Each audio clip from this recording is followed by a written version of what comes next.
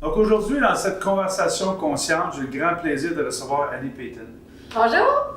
J'ai rencontré Annie, ça fait plus d'1 an, elle est venue à certains de mes événements, elle est une femme avec un grand niveau d'énergie. Moi, vous savez, je suis une boule d'énergie. Quand je rencontre des gens qui en ont plus que moi, ça m'impressionne. Donc, ça me fait grand plaisir de te recevoir aujourd'hui, Annie. Hey, bonjour! Ouais. Mais tu as aussi un très grand niveau d'énergie. Ouais, Je dirais qu'il est vaste. Oui, il est vaste. Ouais, Tu es plus petite que moi, mais tu en as beaucoup dedans.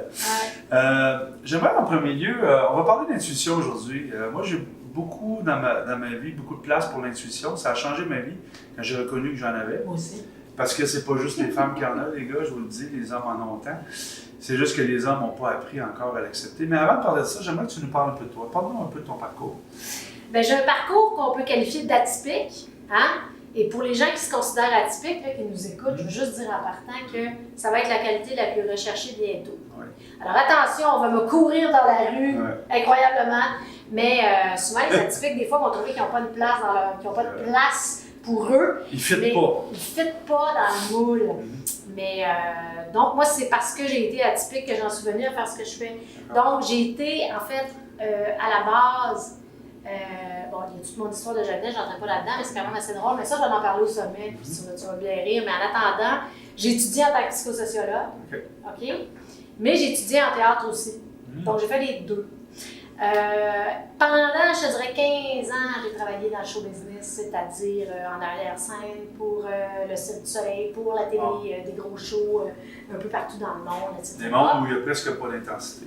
Il y a zéro intensité. Hein? Et puis, à un moment donné, c'était tellement pour moi stressant que j'ai fait une énorme crise inflammatoire. Mon corps a disjoncté. Et c'est là que ça a commencé, dans le fond. C'est-à-dire que c'était déjà commencé depuis que j'étais jeune, mais c'est là que j'ai reconnecté avec ça. Alors, du jour au lendemain, je me suis ramassée en arrêt de travail obligatoire. Et quand tu arrêtes un projet en télé, c'est parce que tu es mort. Il n'y a pas vraiment d'autre option. Mais dans mon cas, j'ai décidé d'arrêter. On m'avait donné un arrêt de travail, mais en télé, ça ne vaut pas grand-chose. C'est-à-dire que tu peux donner au facteur, tu peux donner. Tu sais, c'est pas, on n'a pas. Et je me suis ramassée comme. Et du jour au lendemain, les synchronicités, dont on parlera, m'ont amenée à aller étudier à Chicago avec Sonia Choquette, qui est une spécialiste de l'intuition. Et là, c'est comme si, pour la première fois de ma vie, je me sentais à ma place, dans le sens que j'ai découvert une technique pour m'apprendre à décoder mon intuition. Parce qu'on la ressent toute, pour la décoder. Parce qu'on a tous de l'intuition à des degrés différents, OK? Parce qu'il n'y a personne qui est pareil. Mais moi, je viens d'école où je pense qu'on peut la développer. OK?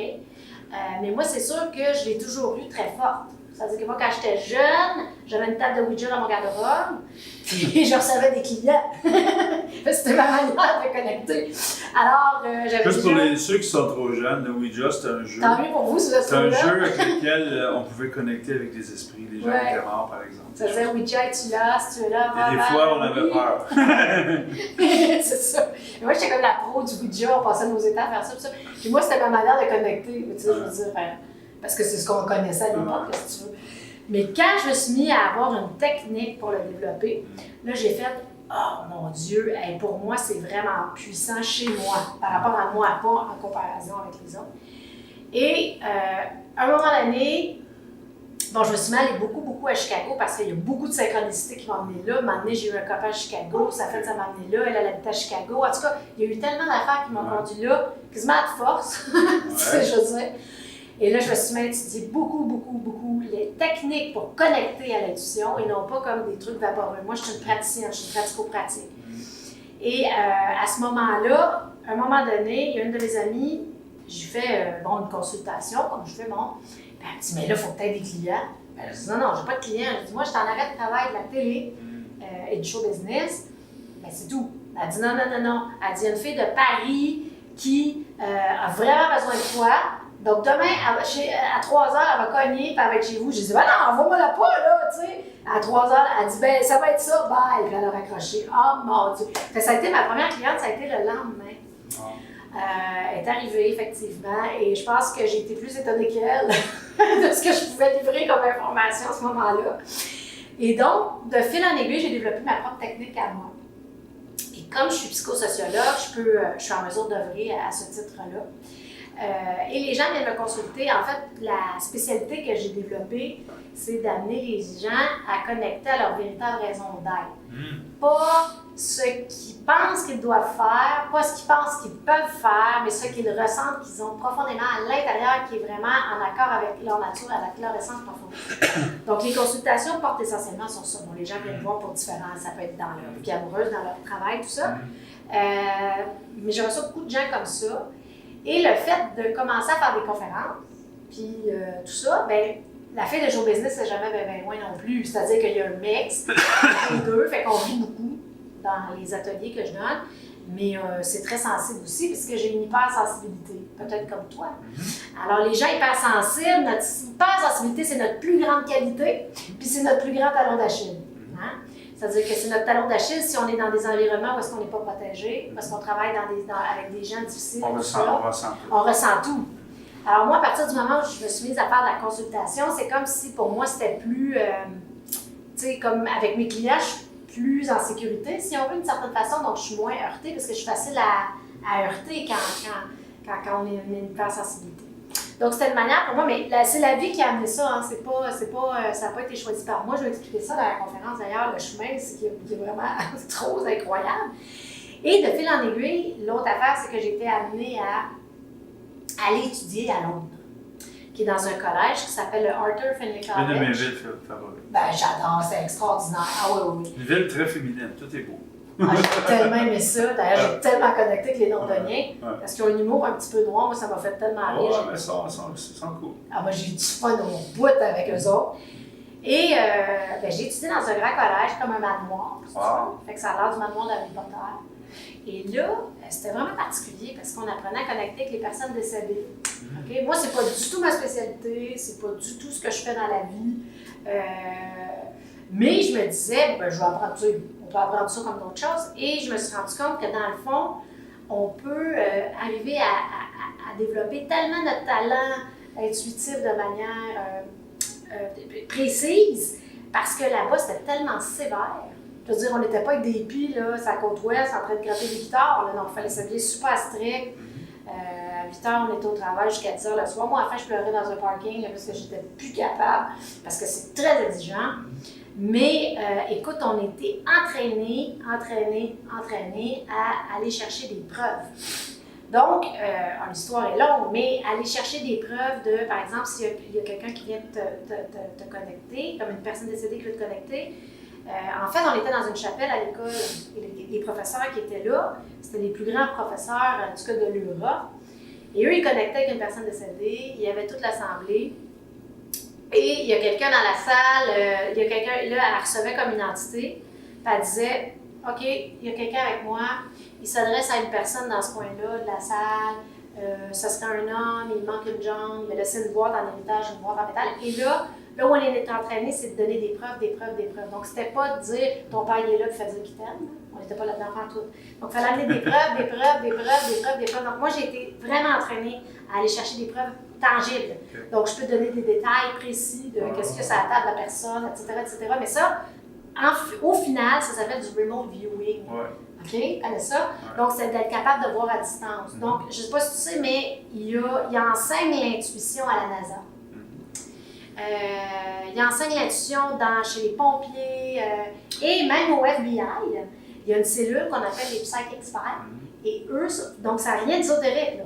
Eux sont entraînés pour aller chercher des personnes qui sont disparues, des gens décédés, etc. Donc c'est un entraînement. Mais moi, je le comprends, ça, parce que je l'ai vécu, cet entraînement-là. C'est extrêmement exigeant. Et ça donne, quand tu t'entraînes beaucoup, ça donne une espèce de fatigue mentale très particulière où tu ne peux plus entendre de bruit à un moment donné ou tout ça parce que tu deviens hyper sensible. Et plus, je dirais, plus mon intuition s'est accentuée avec le temps, ou ma capacité de décoder mon intuition s'est accentuée, on va dire ça comme ça, moins je peux être dans des environnements, par exemple, qui sont bruyants parce que c'est comme si ça s'est développé plus, l'hypersensibilité. Donc, c'est bien particulier, mais c'est super. Et comment tu définirais ça, l'intuition? C'est intuitif, là? Tout le monde a sa propre définition. Oui, mais toi, sûr. Comment tu définirais l'intuition? Ben écoute, moi, personnellement, je pense que c'est bien présomptueux d'arriver avec une définition. Ça, c'est personnel à moi, bien entendu. Parce que je pense que personne ne sait pas grand-chose à propos de ça. C'est-à-dire qu'on peut faire des études, on peut dire des choses, mais pour moi, il y a quand même encore une grande part de mystère dans la mesure où moi, j'ai des résultats étonnants de ça, que je peux dire au quotidien. Les gens ils m'appellent, dire Annie, tu me dis c'est hallucinant, telle affaire, c'est hallucinant, des preuves, tout ça. Moi, je peux pas te dire d'où c'est que ça vient. J'aimerais ça, là, mais j'ai pas cette information-là. Mais moi, je pense que c'est comme quelque chose, parce que moi, la manière dont je reçois les informations, c'est vraiment intéressant. C'est-à-dire que c'est comme si je vois une image. Moi, je vois sur mon écran mental. Pour moi, c'est comme ça que ça se manifeste. Je pense que tout le monde peut en venir à ça, force de bon. Comme tout le monde peut faire un triathlon, ou presque. Mais pas tout le monde a les mêmes capacités de le faire. Moi, si je m'y mets, je risque de plus rusher qu'un autre. Mais, donc, qu'est-ce que l'intuition pour moi? Écoute, c'est une capacité extrêmement fine et précise à percevoir l'intangible et à ressentir les vibrations. Parce que l'intuition, c'est un langage vibratoire. Alors, c'est comme si nous, les humains, on parle en italien et que le langage intuitif, c'est du cerveau croate. Donc, ça arrive, puis pour certains, ils vont l'entendre, clairaudient, clairsentient, clairvoyant. Chacun, ça se manifeste de manière différente. Mais je pense que ça l'arrive quand on a... Écoute, les plus grands génies, ils ont trouvé les meilleures affaires avec ça. Là. C'est clair pour moi et j'aime beaucoup ta réponse parce que j'aime beaucoup la science. Ouais. Surtout la physique quantique qui explique l'énergie. La science a prouvé que ce qu'on voit, c'est 5% de l'univers. 95% on ne voit pas. Il y a des animaux qui voient des choses que nous on ne voit pas. Il y a des gens qui voient des choses que nous on ne voit pas. Donc, d'assumer que tout ce qui est vrai, c'est tout ce qu'on voit, on perd 95%. Ah, c'est sûr! Fait que moi, j'aime beaucoup ce que tu viens de dire. C'est un langage vibratoire. Ça vient d'où, on ne sait pas trop. Si on est moindrement spirituel, c'est un peu notre âme qui nous parle. Exactement! C'est tout ça, mais au début, on reçoit de l'intuition, on n'est pas trop sûr, parce qu'on a tous grandi dans le rationnel. C'est certain. Puis là, il faut gagner le courage de dire, bien finalement... Bien ça, je peux te dire quelque chose par rapport à ça. En fait, c'est que la première loi pour pratiquer son intuition, pour moi, c'est d'accepter de se tromper. Parce que, moi, par exemple, quand je suis avec des clients, puis je travaille, là, on jase et tout, puis là, je dis, c'est-tu drôle?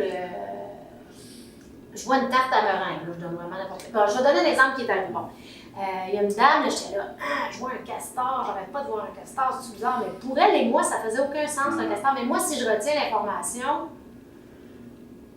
parce qu'en me disant, ça n'a pas d'allure que je parle d'un castor, on ira nulle part. Fait que moi, j'ai appris à faire confiance à ça à 100%. Puis je dis toujours aux gens, moi, je ne suis pas Dieu le Père, moi, je te transmets l'information. Moi, je suis le facteur, mais je n'écris pas les lettres. Alors, je t'emmène ça, puis on va voir.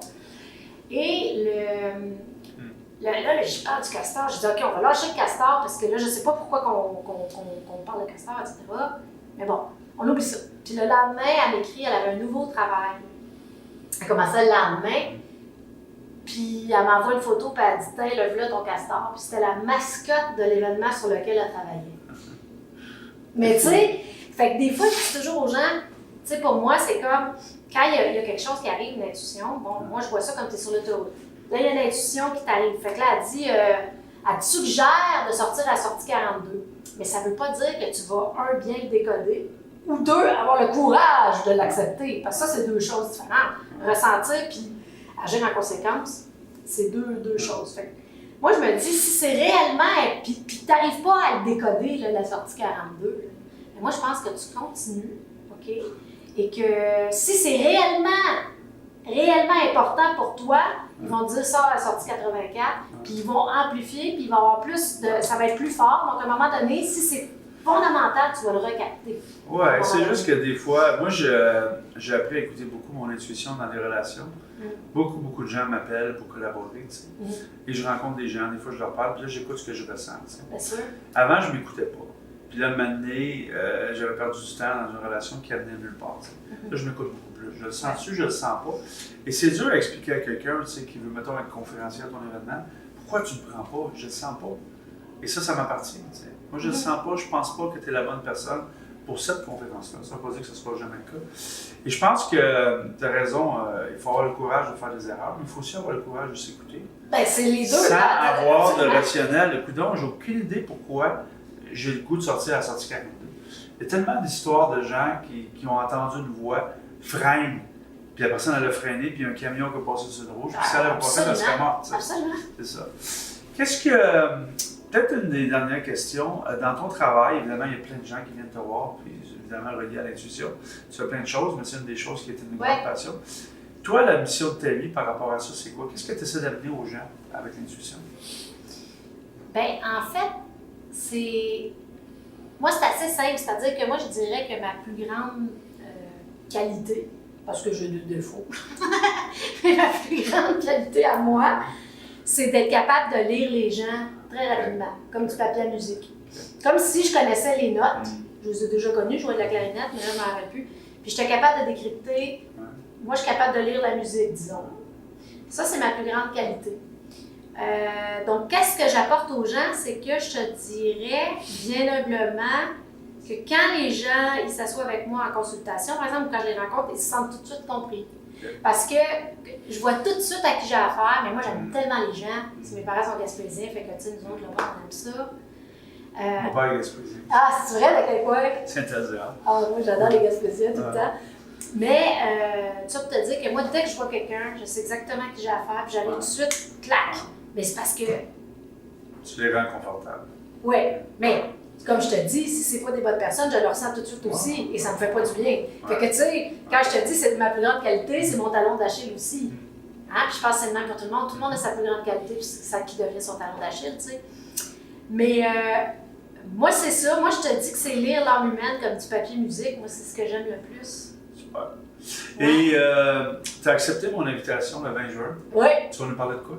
Ben écoute, je vais parler de l'intuition, ça c'est sûr. Je vais parler de mon parcours, qu'est-ce qui m'a amené là. Okay. Parce que en ayant un parcours atypique, je me suis rendu compte que les gens, quand ils se font parler que quelqu'un d'autre a eu un parcours atypique puis est arrivé à quelque part, ça fait du bien. Ouais. Je vais parler de ça, je vais parler de l'intuition, je vais donner des trucs comme à connecter aussi. Parfait.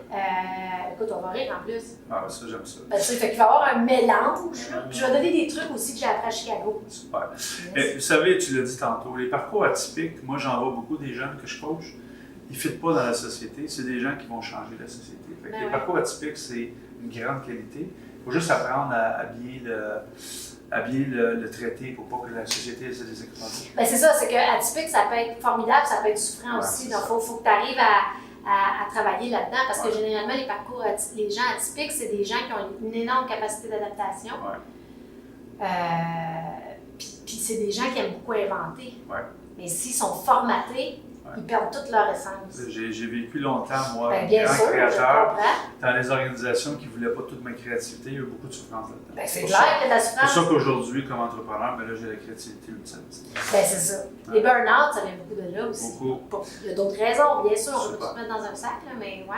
Super. Bien, merci beaucoup pour cette conversation consciente. Merci. Puis, venez nous voir le 20 juin. Oui, ça va être génial. Belle date, le 20 juin.